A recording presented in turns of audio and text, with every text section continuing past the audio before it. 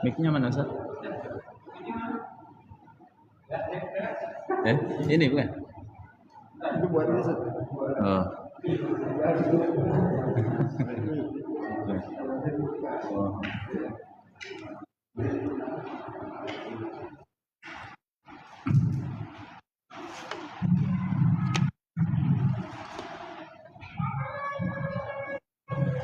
Bismillahirrahmanirrahim. Assalamualaikum warahmatullahi wabarakatuh.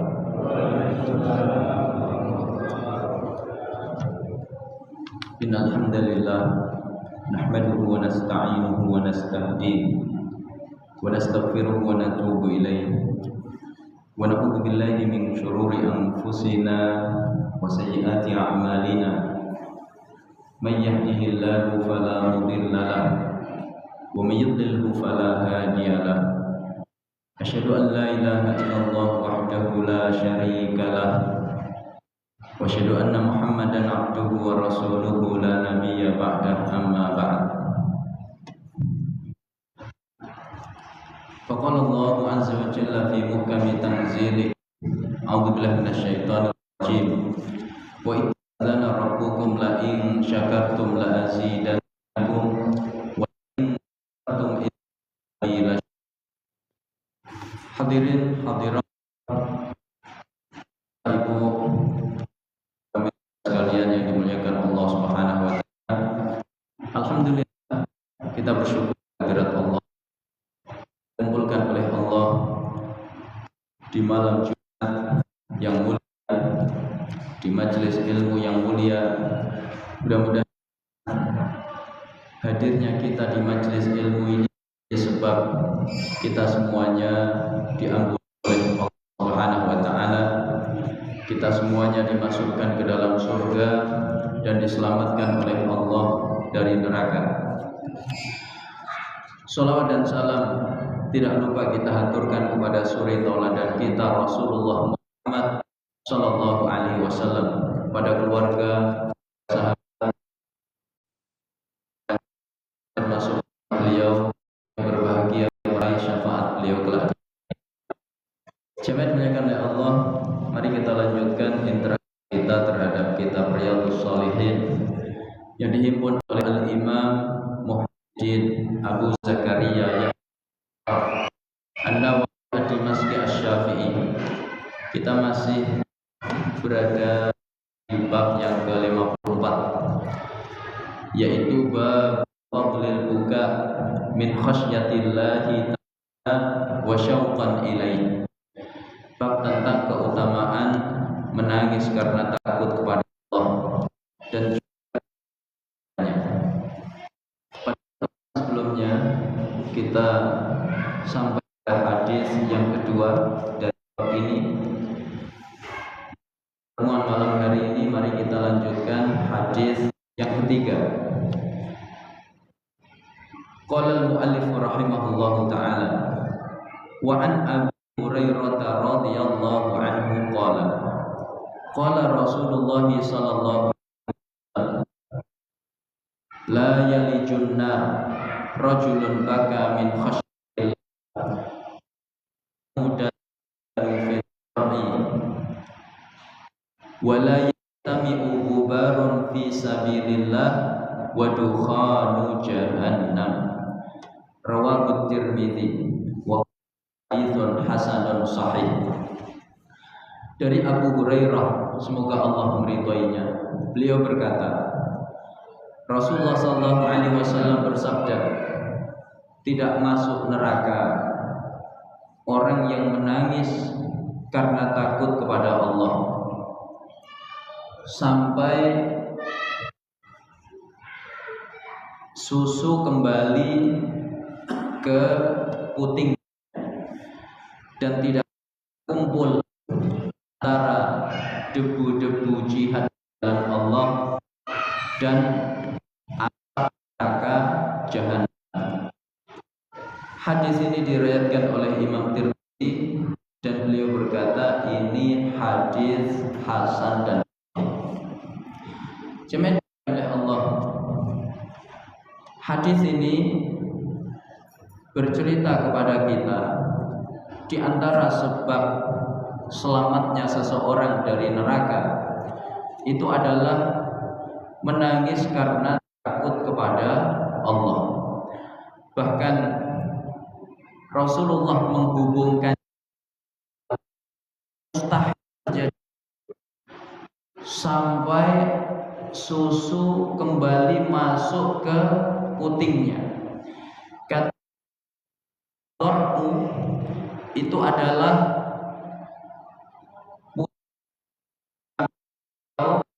sapi. Ketika kambing atau sapi memiliki anak, maka anak itu menyusu pada induk, keluar air susu dari induk. Tidak, air susu yang keluar ke induknya yang sudah dimasak oleh anaknya, ya. Seperti itulah mustahilnya orang yang menangis karena takut kepada Allah untuk masuk ke dalam neraka. Maka ada pelajaran penting dari hadis ini,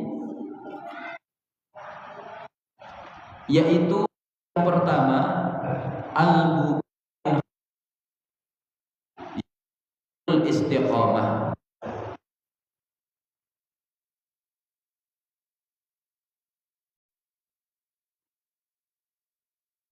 Orang dalam beribadah Allah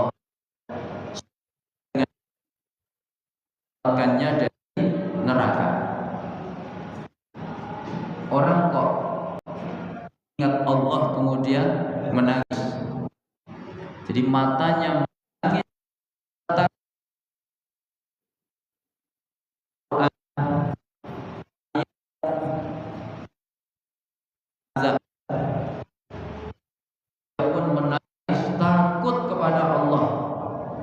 itu akan membuatnya istiqomah ibadah kepada Allah, tidak berani maksiat kepada Allah, dan itu menyebabkannya diselamatkan oleh Allah dari neraka.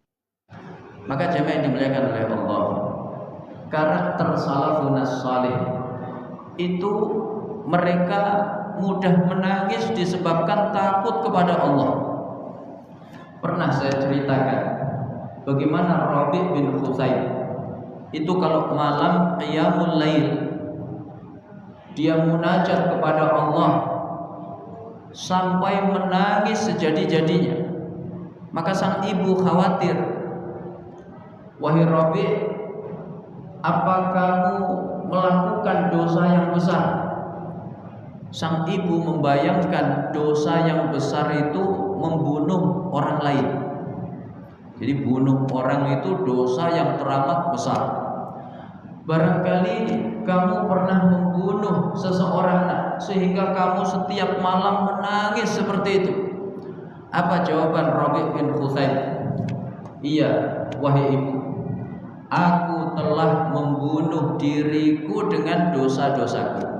Jadi beliau umpamakan mengerjakan maksiat itu sama seperti membunuh diri sendiri. Jadi beliau setiap malam menangis karena takut kepada Allah. Maka orang yang sering menangis karena takut kepada Allah itu mudah untuk istiqomah di jalan Allah. Maka istiqomahnya Rabi' bin Husayn itu diantaranya selain qiyamul lail setiap malam, beliau juga istiqomah meninggalkan kemaksiatan. Beliau tidak berani melihat wanita yang tidak halal bagi beliau. Maka beliau itu kalau papasan dengan wanita nunduk. Saking nunduknya, dagu itu nempel ke dada. Maka wanita-wanita yang berpapasan dengan beliau mengira beliau itu adalah orang yang buta, padahal tidak. Ini Rabi' bin Khuzaim. Maka orang yang istiqomah ibadahnya kepada Allah, menjauhi kemaksiatan, dia mudah selamat dari fitnah yang dahsyat. Pernah saya kisahkan, Rabi' bin Khuzaim itu digoda oleh seorang wanita yang cantik jelita. Wanita itu dibayar mahal. Berapa bayarannya? 1000 dinar. 1 dinar itu 4/4 gram emas murni 24 karat. Kemarin harga emas sempat melambung tinggi, ya Pak tidak? Maka saya ketika mendengar harga emas naik, itu saya bersyukur kepada Allah. Apa sebabnya? Alhamdulillah sudah nikah. Kalau belum nikah tekor kita. Siapa yang dimuliakan oleh Allah? Bayangkan emas naik 1 gram sampai berapa kemarin? 3 jutaan. Jadi 1 dinar berarti berapa itu? Sekitar 12,5 juta. Murah apa mahal? Kali 1000, 12,5 M. Masya Allah. Itu duit kecil apa duit gede, Pak? Wanita itu kaget lihat uang segepok di hadapannya. Dia bertanya, untuk apa ini? Kalau kamu bisa menjatuhkan Rabi' bin Khuzaim dalam maksiat. Wanita itu mencegat Rabi' bin Khuzaim di tempat yang sepi yang biasa beliau lewati. Ketika beliau lewat, maka wanita itu membuka semua pakaiannya. Usia Rabi' bin Khuzaim saat itu baru 30 tahun. Masih muda Pak, sudah tua Pak. Bapak kalau tengah malam ketemu perempuan kemudian membuka semuanya, itu Bapak kira-kira baca apa? Baca apa Pak kira-kira?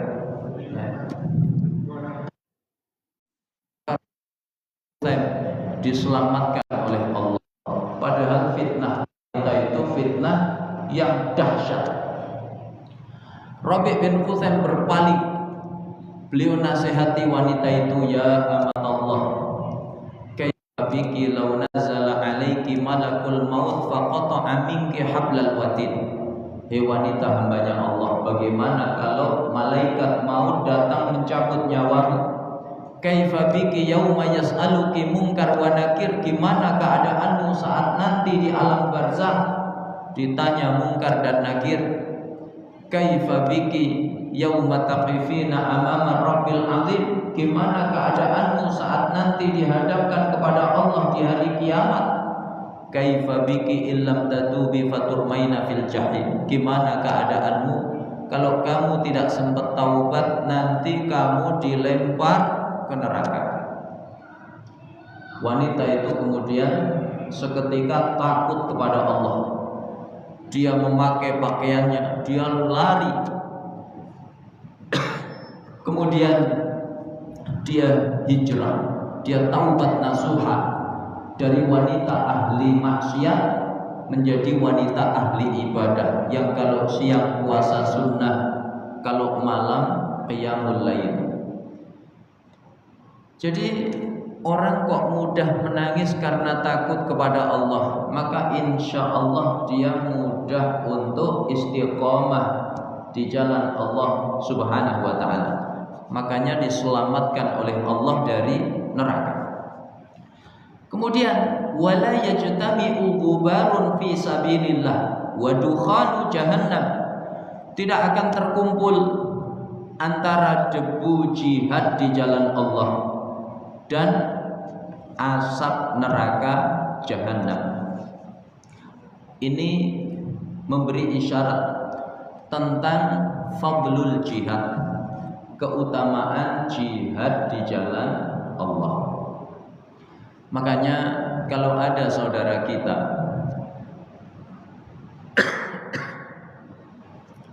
berjihad di jalan Allah, membela agamanya, mempertahankan tanah airnya dari gempuran musuh-musuh Allah, itu jangan dikomentari dengan komentar-komentar miring, karena mereka sedang mengamalkan amal yang besar. Bahkan kata Nabi, menyelamatkan diri mereka dari api neraka.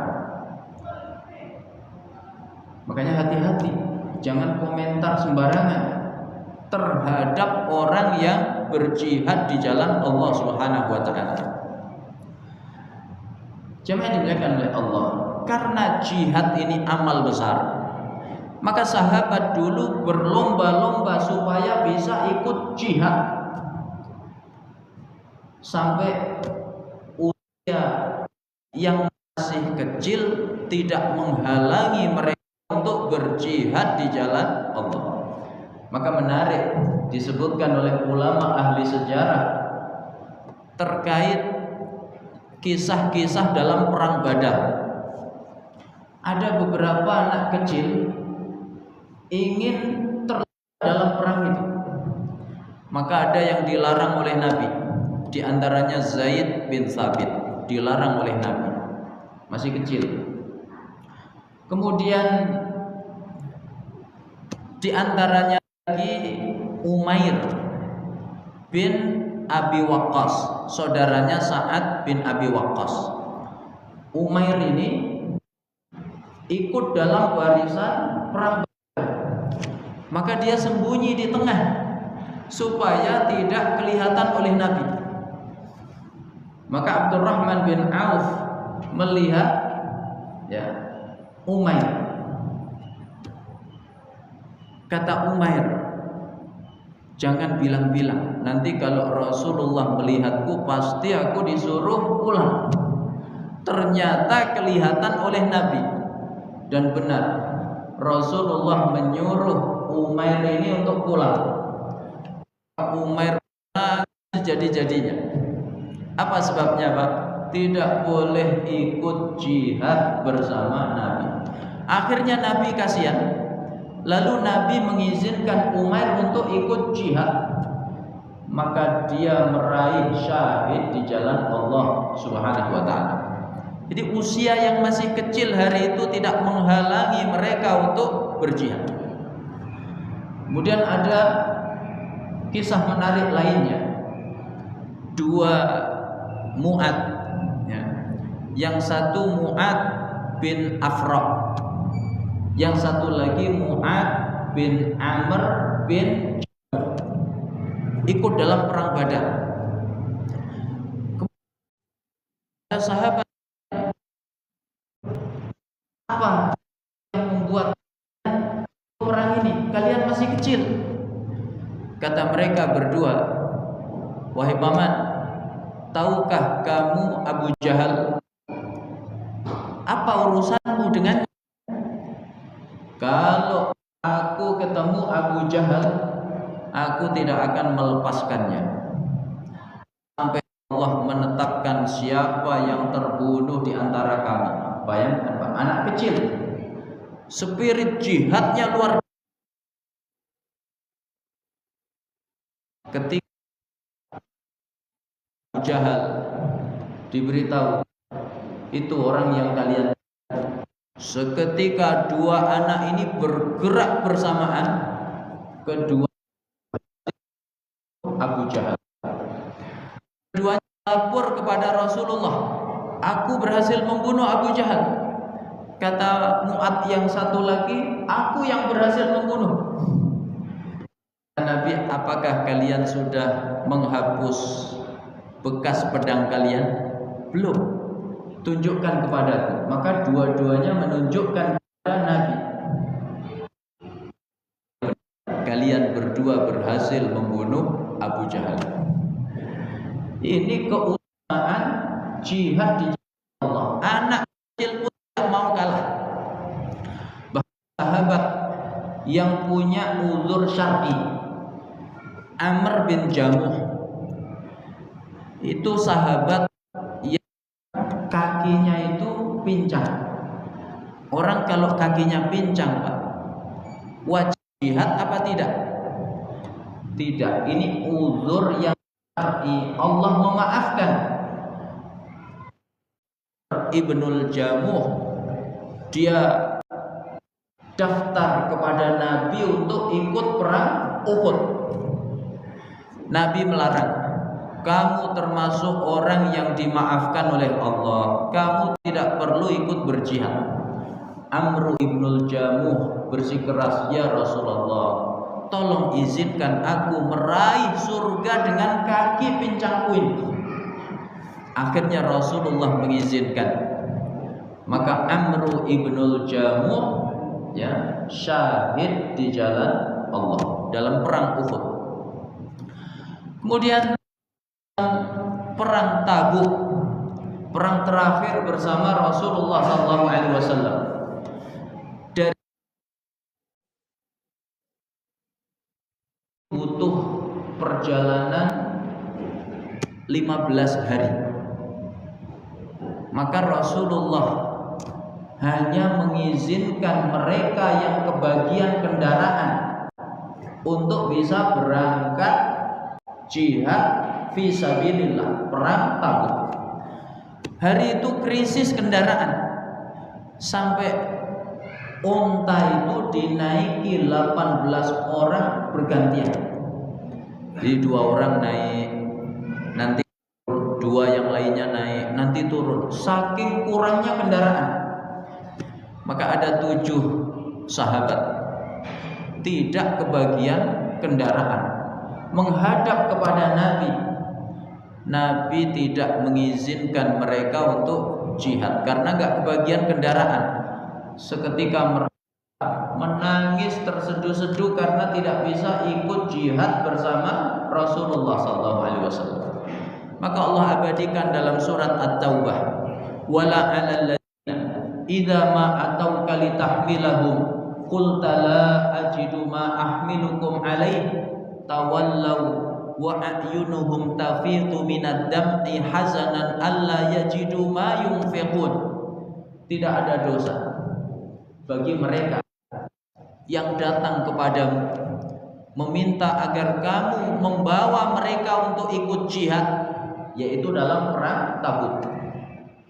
Lalu kamu mengatakan, wahai Muhammad, kami dapati kendaraan yang cukup untuk mengangkut kalian. Maka mereka seketika berpaling. Mereka menangis bercucuran air mata karena sedih tidak ada, ya, tidak mendapati apa yang mereka bisa infakkan.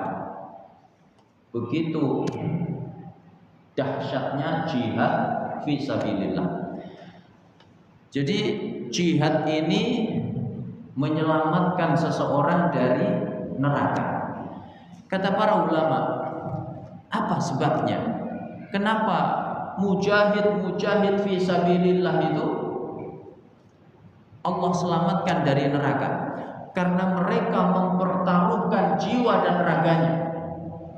Mereka berlelah-lelah, berpayah-payah, mempertaruhkan jiwa dan raganya demi membela agama Allah. Maka Allah pun selamatkan mereka dari neraka. Makanya jihad itu bukan amal kecil, tapi amal besar.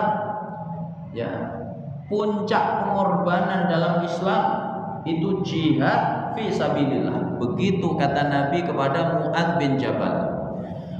Makanya dulu ada 2 ulama. Yang satu mujahid fi sabilillah, yang satu ahli ibadah. Siapa yang mujahid fi sabilillah? Beliau adalah Imam Abdullah ibnu Mubarak. Siapa yang ahli ibadah? Beliau adalah Imam Fudail bin Iyad.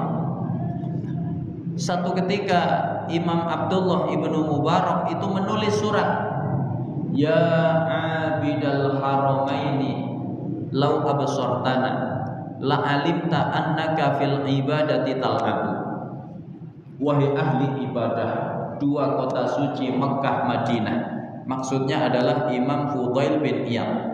Andaikan engkau melihat amal-amal kami, yaitu jihad fi sabilillah.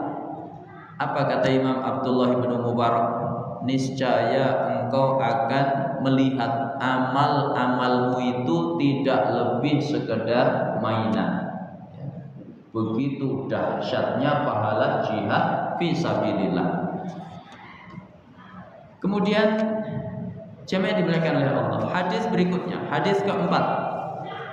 Wa anhu, dan dari Abu Hurairah, qala, beliau berkata, qala Rasulullah sallallahu alaihi wasallam, Rasulullah bersabda, sab'atun yudhilluhumullahu fi dhillihi yauma la dhilla illa dhilluh.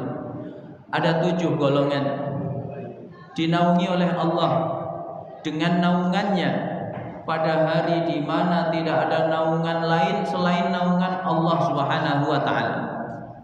Siapa 7 golongan itu? Pertama, imamun adil, pemimpin yang adil. Kenapa pemimpin yang adil disebut pertama oleh Nabi? Karena pemimpin ketika adil, dia menghadirkan manfaat untuk banyak manusia. Seperti pemimpin Islam di masa lalu yang dicatat dengan tinta emas dalam sejarah. Mereka adalah Khulafaur Rasyidin, Abu Bakar, Umar, Utsman, Ali. Ya, kemudian ada Al-Khalifatur Rasyidatul Khamisah, Khulafaur Rasyidin yang kelima. Siapa dia? Dialah Umar bin Abdul Aziz, yang keadilannya mewarnai dunia. Saking adilnya beliau sampai hewan-hewan itu ikut adil. Begitu pemimpin kalau adil, maka dunia terwarnai dengan kebaikan, sampai hewan-hewan ikut berlaku adil. Tapi sebaliknya, ketika pemimpin zalim, maka dampaknya juga berat. Yang merasakan kesulitan itu banyak manusia. Pemimpin zalim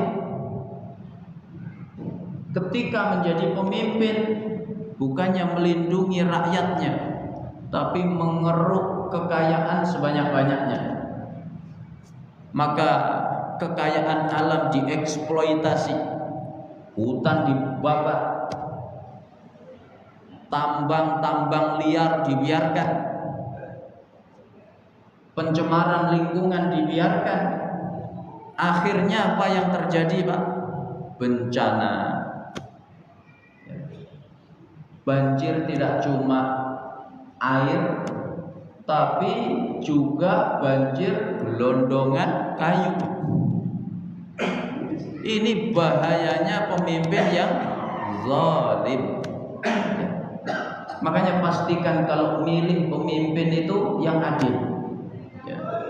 Jangan sampai kita tergiur oleh serangan fajar.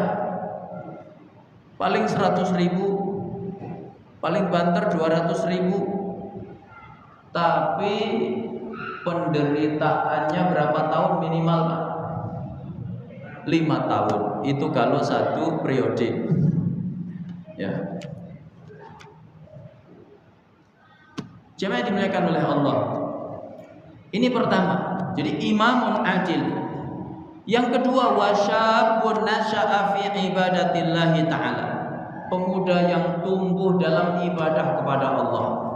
Apa definisi syabun? Pemuda usia balik sampai 40 tahun, itu disebut syabab, pemuda. Zaman saya sekolah, usia balik itu 15 tahun. Jadi kawan-kawan saya dulu balik itu rata-rata usia 15 tahun. Anak-anak sekarang usia baliknya makin cepat. seiring canggihnya teknologi informasi, maka anak kelas 5 SD sudah ada yang balik. Ya, rata-rata anak 6 SD hari ini sudah balik. Jadi dari sejak balik sampai 40 tahun, ini disebut syabab. Maka yang ada di hadapan saya ini insya Allah semuanya masuk kategori syabab. Makanya pengajian malam hari ini luar biasa. Apa sebabnya? Yang hadir para pemuda, padahal baca ya hujan, jalanan becek, sebagian tempat bahkan ada yang banjir, tapi masya Allah tidak menghalangi spirit kita untuk tolabul ilmi. Maka mudah-mudahan semuanya ini termasuk golongan yang dinaungi oleh Allah. Kenapa pemuda yang tumbuh dalam ketaatan kepada Allah itu istimewa, dinaungi oleh Allah? Karena pemuda itu syahwatnya membara, ambisinya besar, ambisi dunianya besar, angan-angannya banyak. Ada yang ingin punya rumah 2 lantai, 3 lantai, sudah punya 1 di Alamanda, ingin punya di Villa Mutiara Gading, ingin punya lagi di Alamanda Regency.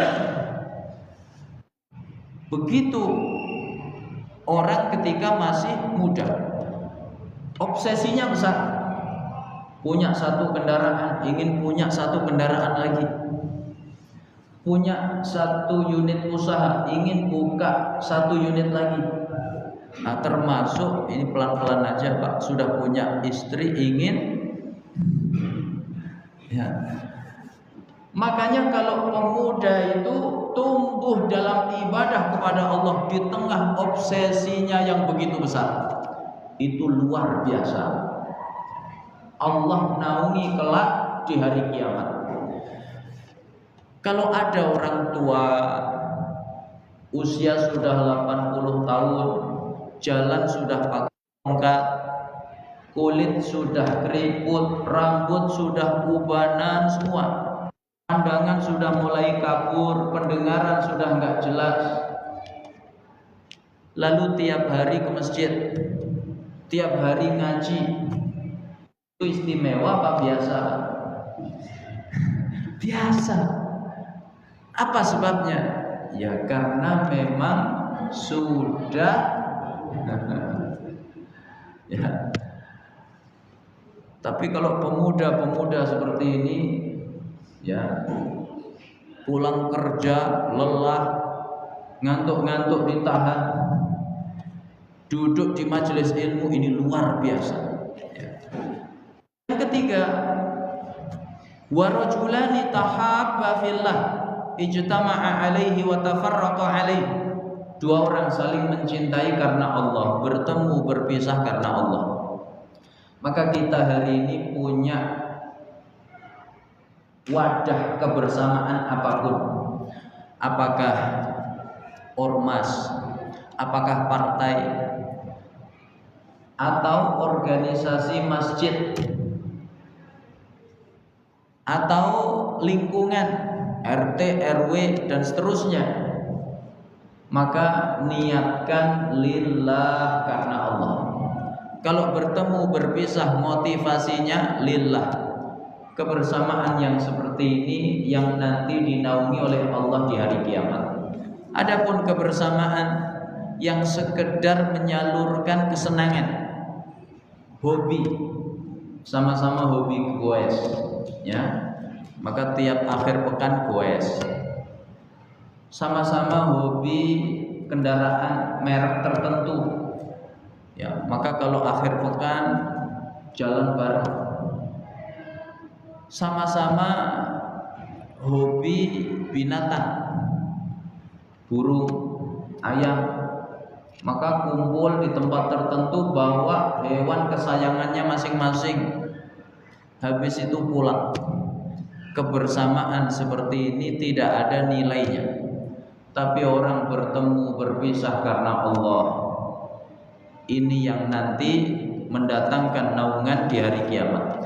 Wa rajulun da'athum ra'atun dzatu mansibin wa jamalin faqala inni akhafullah. Orang yang diajak berzina oleh seorang wanita. Wanita itu punya kedudukan dan kecantikan. Maka dia berkata, inni akhafullah, aku takut kepada Allah Subhanahu wa taala. Perkara seperti ini itu ringan apa berat, Pak? Ringan apa berat kira-kira? Berat. Godaan laki-laki yang paling berat kata Nabi itu wanita. Ma taraktu fikum fitnatan adarra 'ala rijal minan nisa. Tidak pernah aku tinggalkan bagi kalian kaum laki-laki fitnah yang lebih bahaya melebihi fitnahnya wanita. Kata Imam Sufyan Ats-Tsauri, laki-laki itu paling lemah di depan wanita. Apa gambarannya? Tamurrul mar'atu amamar rajuli fala yamliku nafsahu 'anil nadhari ilaiha wa huwa la yantafi'u biha fa ayyu syai'in adhafu min hadha. Ada wanita lewat depan laki-laki, maka laki-laki itu tidak mampu mengendalikan pandangannya dari melihat wanita itu. Padahal dia tidak bisa memanfaatkannya sedikit pun. Nggak bisa diajak ngobrol, nggak bisa dipegang, tapi tetap matanya tidak terjaga. Adakah kelemahan yang lebih dahsyat dari itu, kata beliau? Kadang laki-laki, Pak, naik motor, ya, kemudian papasan dengan jilbab merah. Karena naik motornya kenceng, kurang jelas tadi ngelihatnya itu siapa. Putar balik dia, ya, penasaran siapa jilbab merah tadi. Begitu dilihat nenek-nenek, itu laki-laki, ya. Makanya kalau ada laki-laki diajak berzina seorang wanita, ya, jadi yang ngajak wanitanya, dia punya kedudukan, dia punya kecantikan, lalu laki-laki itu bisa selamat. Dia berkata, aku takut kepada Allah. Itu laki-laki yang luar biasa. Seperti kisahnya siapa tadi? Rabi' bin Husain. Itu orang yang dijamin naungan Allah di hari kiamat, ya, maka yang seperti ini itu nggak bisa coba-coba, Pak. Ya. Jadi Bapak jangan habis pulang dari Masjid Al-Furqan ini coba lewat, ya, lokalisasi sebelah sana, warung remang-remang sebelah sana, ya. Begitu, ya, Bapak ditarik, malah tergoda, ya, malah terjatuh dalam perangkapnya setan. Jadi yang seperti ini jangan coba-coba, ya, tapi jauhi sejauh-jauhnya. Tapi kalaupun kita berada dalam kondisi seperti hadis ini, nah, maka ingat Allah Subhanahu wa taala. Kemudian warajul sadaqa bi sadaqatin fa akhfaha hatta la ta'lama shimaluhu ma tunfiqu yaminuhu. Orang yang bersedekah dengan sedekah lalu dia rahasiakan, saking pandai menjaga rahasia sehingga seolah-olah tangan kirinya tidak tahu apa yang diinfakkan oleh tangan kanannya. Maka di antara amal yang disukai oleh salafun salih dulu itu merahasiakan kebaikan, termasuk merahasiakan sedekah, ya. Yang terkenal ditulis oleh Imam Al-Ghazali dalam kitab Ihya Ulumuddin. yaitu cucunya Ali bin Abi Thalib, Ali bin Husain bin Ali bin Abi. Dia dijuluki Zainal Abidin, dia ahli ibadah, karena beliau terkenal sehari semalam sholat sunnah tidak kurang 1000 rakaat. Maka kalau ada bapak-bapak di Alamanda kok Zainal Abidin, nah itu insya Allah ya sholat sunnahnya dahsyat luar biasa. Beliau terkenal merahasiakan sodakohnya. Beliau pikul gandum itu tengah malam ketika orang-orang fakir sedang tidur, lalu diletakkan di depan pintu rumah fakir miskin. Maka begitu mereka bangun sholat subuh mau ke masjid, kok ada gandum, mereka tidak pernah tahu siapa yang meletakkan itu. Sampai Ali Zainal Abidin diwafatkan oleh Allah, jenazahnya diurus kaum muslimin, ada bekas hitam di pundaknya seperti sering memikul benda berat. Dan setelah beliau wafat, fakir miskin tidak lagi menjumpai sembako di depan rumahnya. Baru mereka sadar, ternyata yang sedekah selama ini siapa Pak? Ali Zainal Abidin. Ya, itu salafun salih di zaman dahulu seperti itu. Nah, beda dengan sebagian orang hari ini yang bawa beras karung dipikul, yang kamera kiri kanan depan belakang. Ya.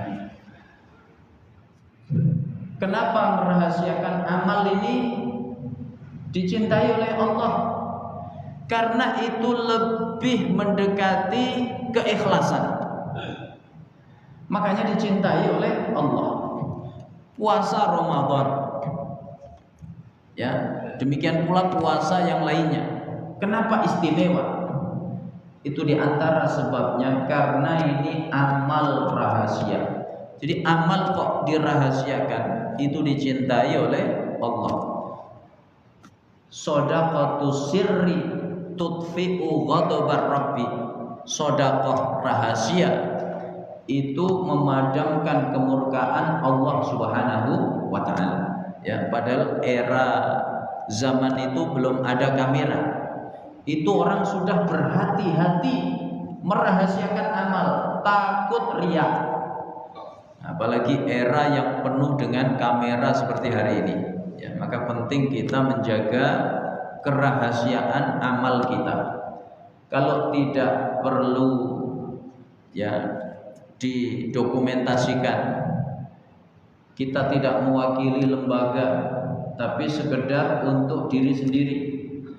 Juga tidak dalam rangka melatih anak kita, santri kita untuk ya beramal. Ya, maka di era seperti ini yang paling afdal adalah dirahasiakan, ya, supaya selamat dari riya. Jemaah dimuliakan oleh Allah.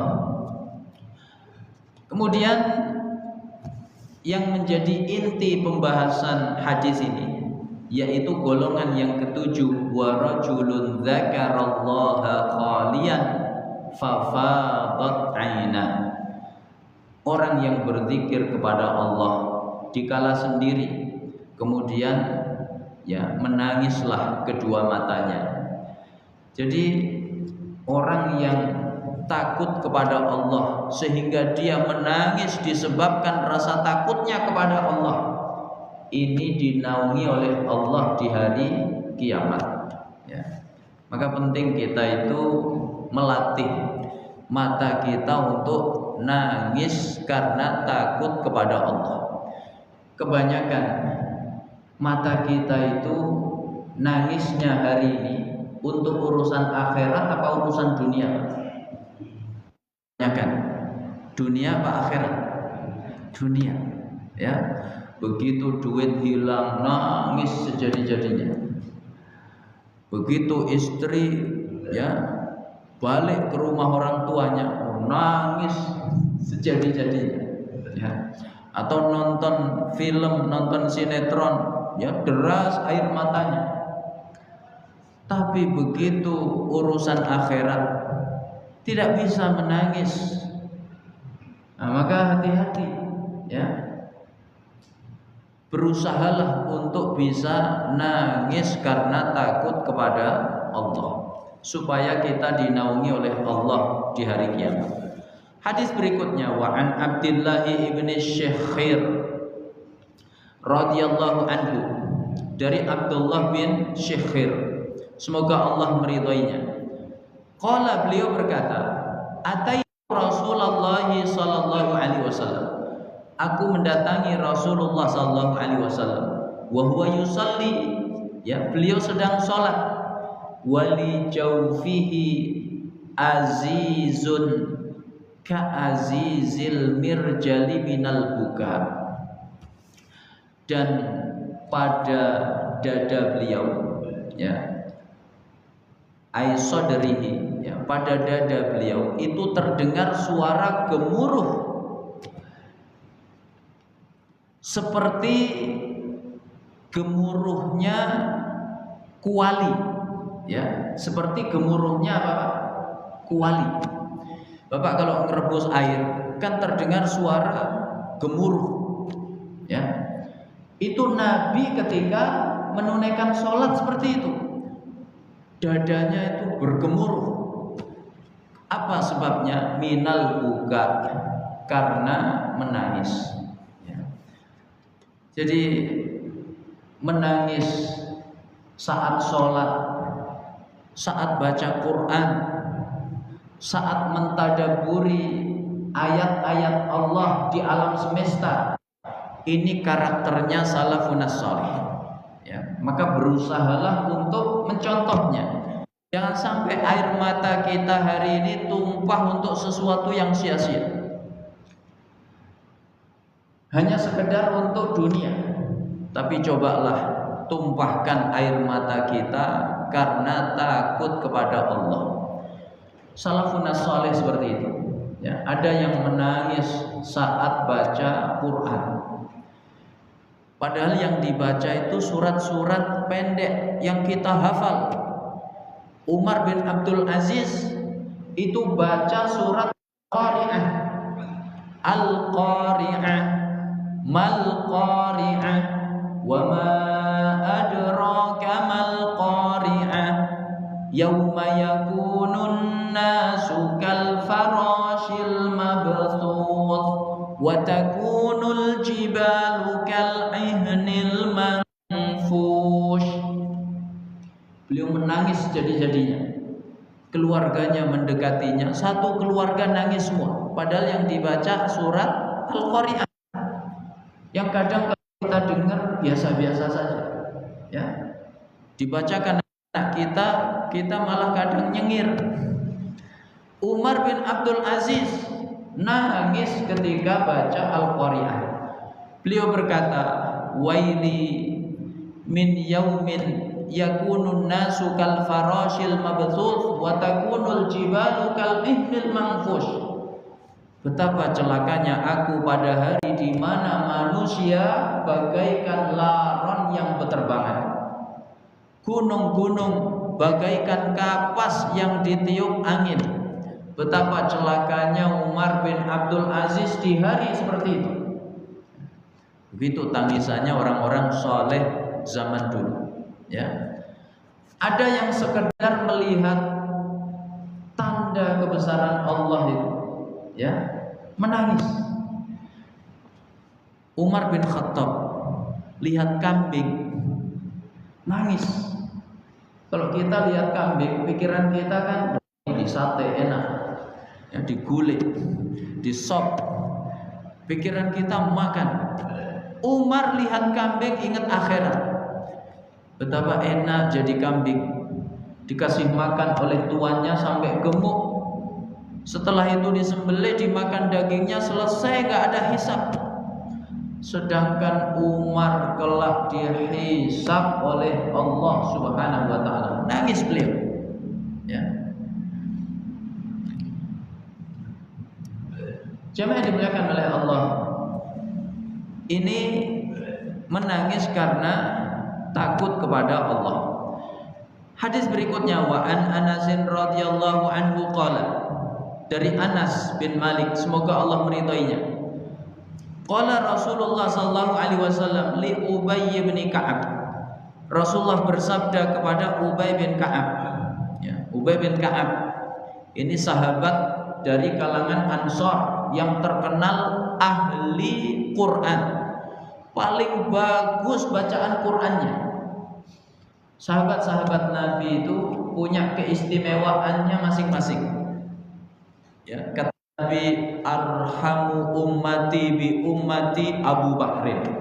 Umatku yang paling penyayang kepada umatku Abu Bakar. Wa asyadduhum fi hukmillah Umar. Yang paling tegas menegakkan hukum Allah Umar. Kemudian kata Nabi, wa asyadduhum hayaan Utsman. Paling pemalu itu Utsman bin Affan. Saking malunya Utsman, malaikat itu kalau ketemu Utsman malu. Ya. Aisyah bercerita, satu ketika Rasulullah di rumah terlihat betisnya. Abu Bakar minta izin masuk, Rasulullah membiarkan betisnya terbuka. Kemudian Umar masuk, Rasulullah membiarkan betisnya terbuka. Lalu tidak lama kemudian Utsman datang masuk. Maka Rasulullah memperbaiki posisi duduknya, Rasulullah menutupi betisnya. Aisyah bertanya, "Ya Rasulullah, datang Abu Bakar, datang Umar, engkau tidak menutup betismu. Kenapa ketika datang Utsman engkau menutupinya?" Apa kata Nabi? Ala astahyi min rajulin yastahyi minhul malaikah. Bagaimana mungkin aku tidak malu kepada orang yang para malaikat itu malu kepadanya. Ini Utsman bin Affan. Kemudian kata Nabi, wa afqahuhum Mu'adz bin Jabal. Yang paling ahli fikih Mu'adz bin Jabal. Wa afraduhum Zaid.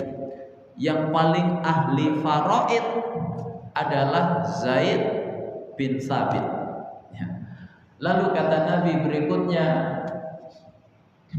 wa aqra'uhum Ubay bin Ka'ab. Yang paling ahli baca Quran itu Ubay bin Ka'ab. Nah, perawi hadis ini. Ya. Makanya di zaman Umar, ketika Umar merapikan jamaah kaum muslimin dalam sholat tarawih, diimami oleh satu imam. Siapa yang ditunjuk oleh Umar? Ubay bin Ka'ab.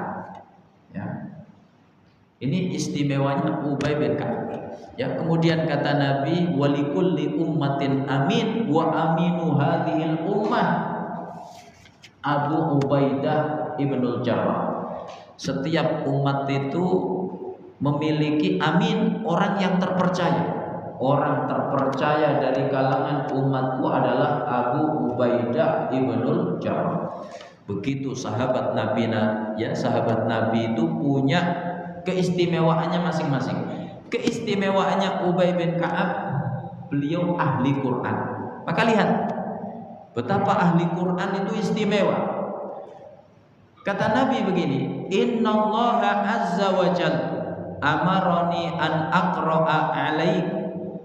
Wahai Ubay, sesungguhnya Allah memerintahkanku untuk membacakan kepadamu lam yakunil ladzina kafaru. Surat apa itu, Pak? Al-Bayyinah. Maka qala Ubay bin Ka'ab bertanya, wasammani, apakah Allah menyebut namaku ya Rasul? Qala na'am, Nabi iya. Fabaka Ubay, seketika Ubay menangis. Ya, ini menangis karena apa? Takut sekaligus rindu kepada Allah Subhanahu wa taala. Sebagaimana bab ini, ya, bab keutamaan menangis karena takut kepada Allah serta kepada Allah, ya. Ini takutnya siapa? Ubay bin Ka'ab. Jadi disebut namanya oleh Allah. Bapak disebut namanya oleh presiden misalnya. Yang kami hormati Bapak Ketua RW 03. Itu bangga apa tidak, Pak? Bayangkan namanya yang nyebut siapa? Allah. Ini Ubay bin Ka'ab, maka beliau menangis. Di antara tangisan itu karena rindu. Apa sebabnya? Di penghujung ayat surat Al-Bayyinah itu. Apa bunyinya, Pak? Ya. Apa bunyinya? Ayat terakhir. Innal ladzina amanu wa amilus solihati lahum jannatun tajri min tahtihal anhar. Ya.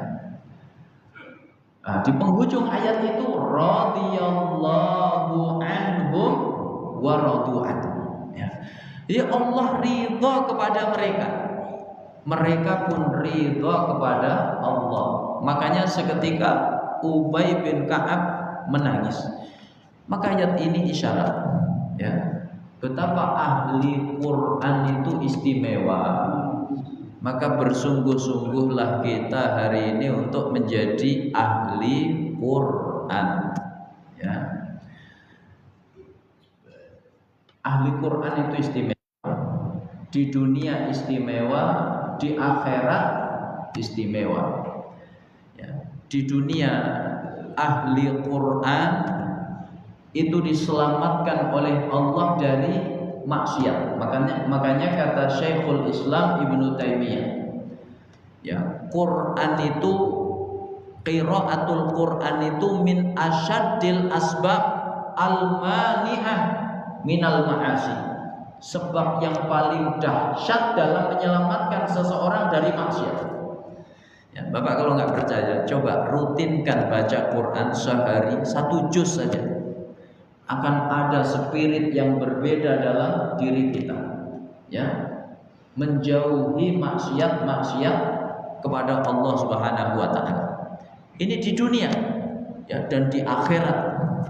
Orang yang ahli Quran itu al-mahiru fil Quran ma'as safaratil kiramil bararah. Nanti di akhirat derajatnya bersama malaikat yang mulia. Jemaah yang dimuliakan oleh Allah, terakhir, wa anhu, dari Anas, semoga Allah meridhoinya, qala, beliau berkata, qala Abu Bakrin li Umar, ya, Abu Bakar berkata kepada Umar. Hari itu Abu Bakar khalifah, artinya Rasulullah sudah wafat.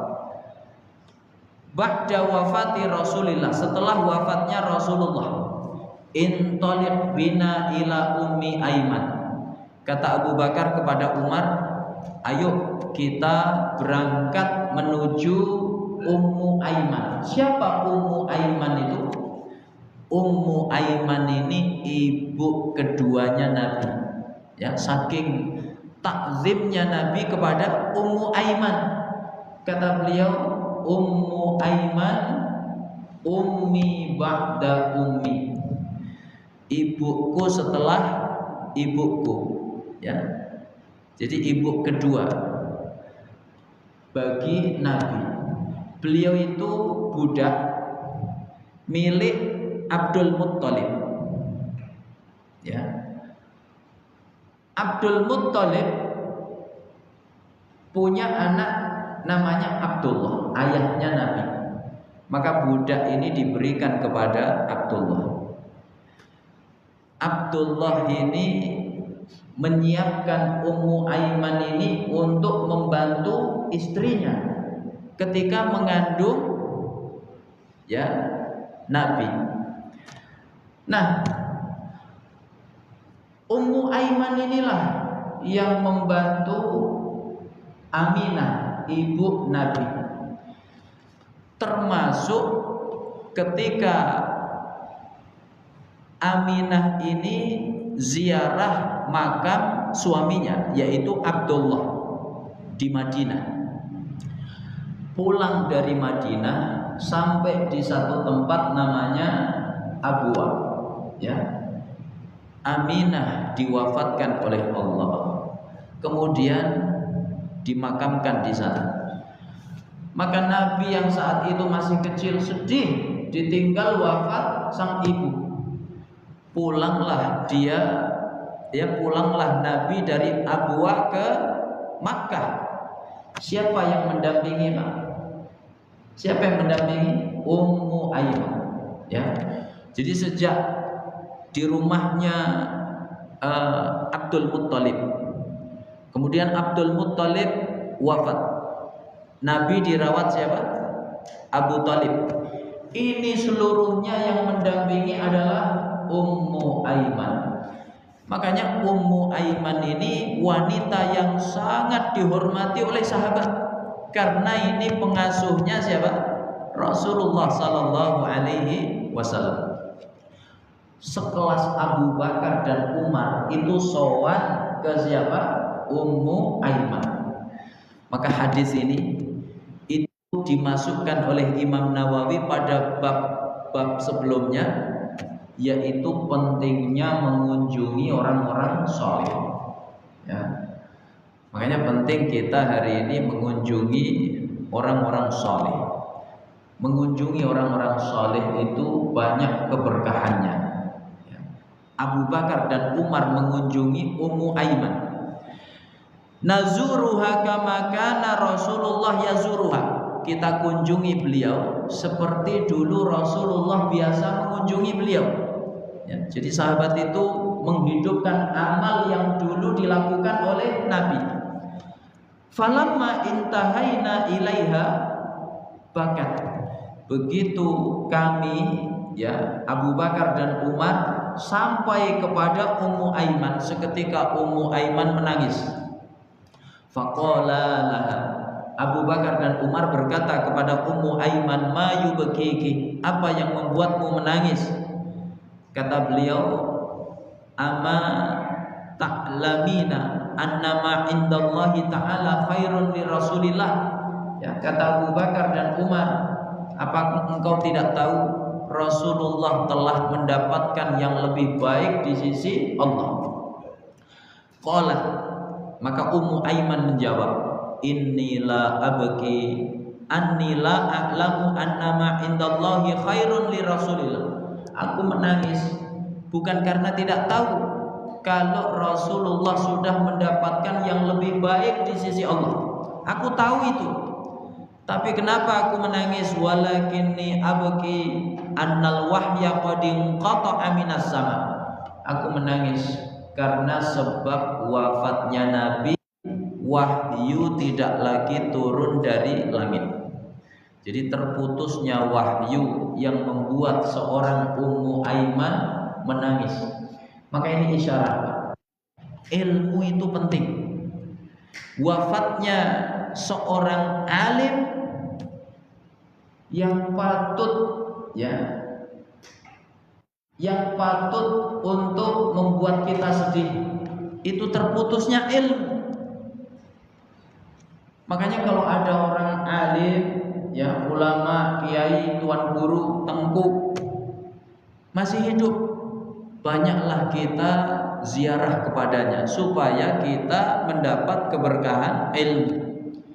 Ini kalau kita nggak begitu, ya, orang alim, ulama masih hidup, ngajar di masjid, ngajar di musola, ngajar di pesantren, yang hadir sedikit apa banyak? Dikit. Begitu ulama itu wafat, yang hadir banyak. Ya. Itu kurang tepat. Yang lebih tepat apa? Ilmunya kita ambil sebanyak-banyaknya. Maka wafatnya seorang alim kenapa membuat kita sedih?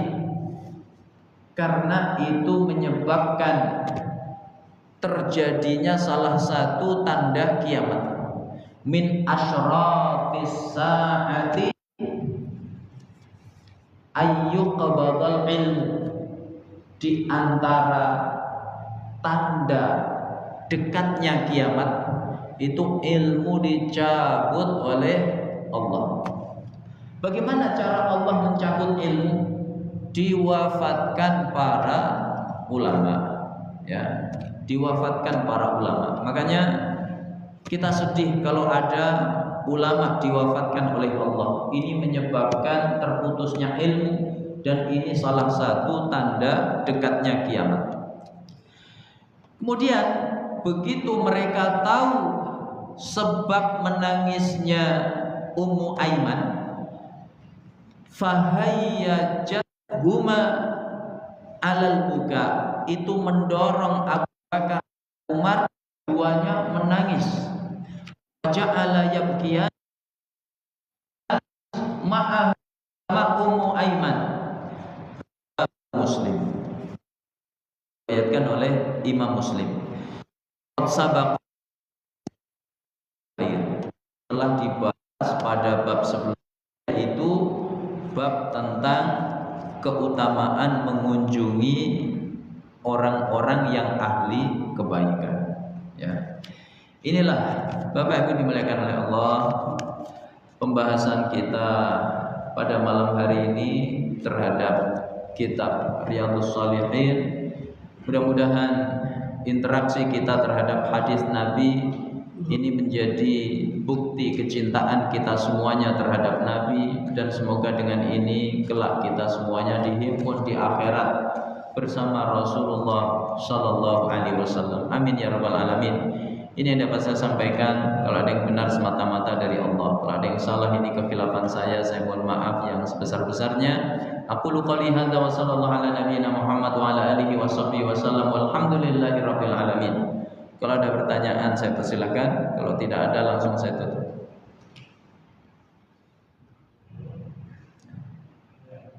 Ya, kalau sudah saling pandang itu berarti isyarat sudah waktunya istirahat. Ya, kita akhiri dengan doa kafaratul majlis. Subhanakallahumma wa bihamdik, asyhadu an la ilaha illa anta, astaghfiruka wa atubu ilaik. Assalamualaikum warahmatullahi wabarakatuh.